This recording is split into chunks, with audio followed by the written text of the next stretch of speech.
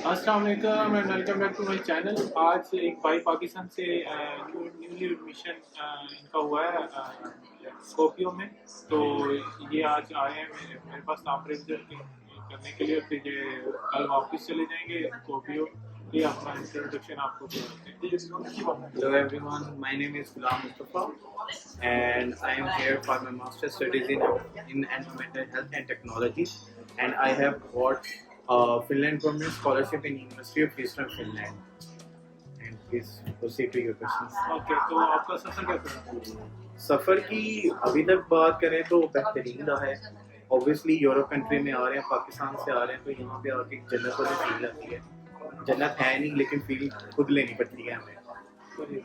सफ़र का वैसे देखें तो अभी तक जर्नी, क्योंकि मेरा 20 आवर्स का स्टे था दोहा में, तो काफ़ी लॉन्ग जर्नी थी। 20 आवर्स एयरपोर्ट पे गुजारे, फिर वहाँ से मुझे वीज़ा लेना चाहिए था लेकिन मैंने नहीं लिया, ट्रांजिट नहीं कर पाया due to certain reasons. But travelling was good, journey अच्छी रही है। अभी यहाँ पे पहुँचे हैं, आज हम शकील के साथ टेम्परे का विजिट कर रहे हैं और markets are really good here. आप सबको भी करनी चाहिए लाजमी। आते ही फर्स्ट काम आपका ये होना चाहिए कि आप यहाँ पे आके मार्केट्स को विजिट करें, देन अपनी शॉपिंग यहाँ पे स्टार्ट करें।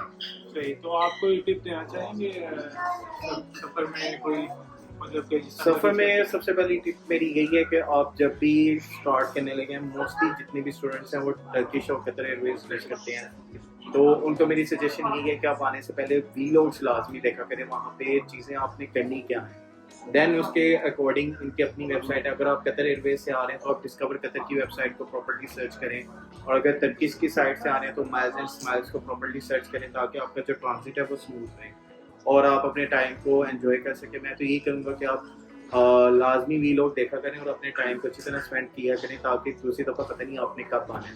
तो एक अपॉर्चुनिटी होती है, थोड़े पैसों की खैर होती है, लेकिन it's a life time memories, तो आपका टाइम बड़ा अच्छा गुजरेगा। सही, तो इमिग्रेशन आपका कैसा रहा प्रोसेस? इमिग्रेशन का प्रोसेस अगर मैं अपना बताऊं तो मुझे लिटरली कुछ नहीं पता था फर्स्ट ऑफ ऑल। फिर मैंने शाकिब भाई से ही कांटेक्ट किया था, तब इन्होंने मुझे माइग्री की वेबसाइट और जो एंटर फिनलैंड है उसके बारे में बताया। मैंने वहीं पे सारा प्रोसेस देखा।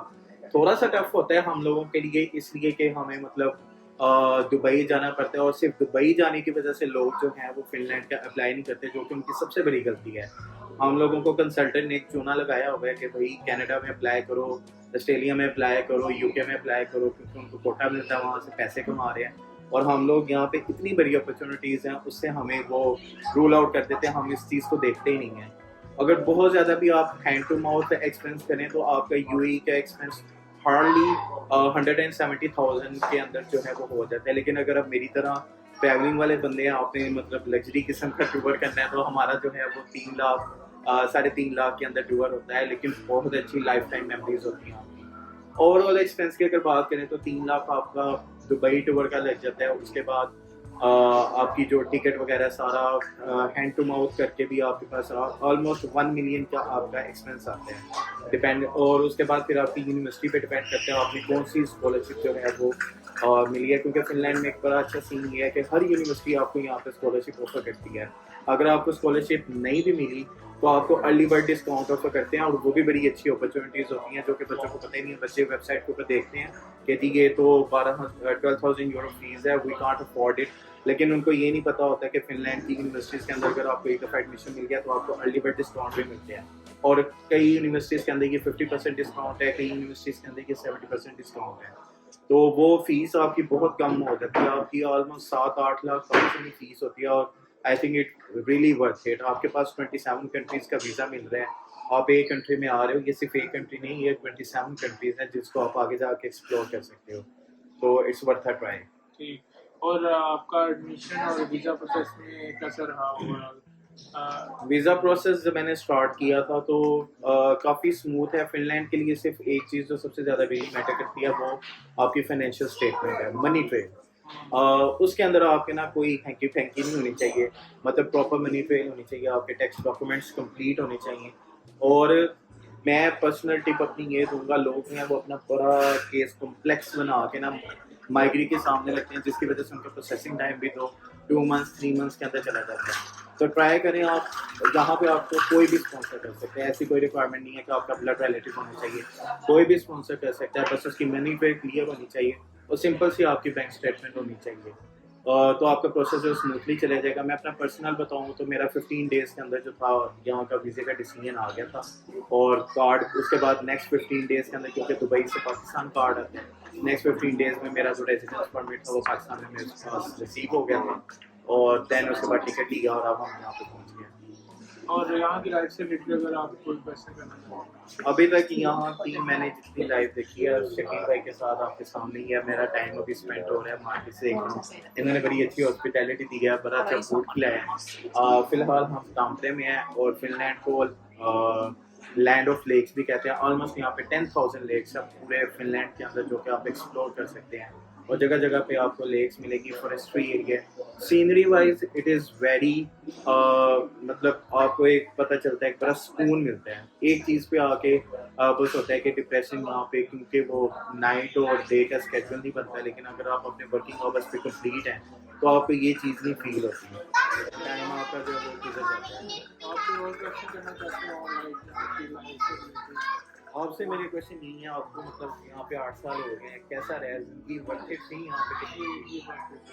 और चलिए मैं आपको फिर वेलकम करता हूँ आपके चैनल। आज एक भाई पाकिस्तान से फर्स्ट टाइम फिनलैंड आए हैं, मास्टर्स में का एडमिशन हुआ था।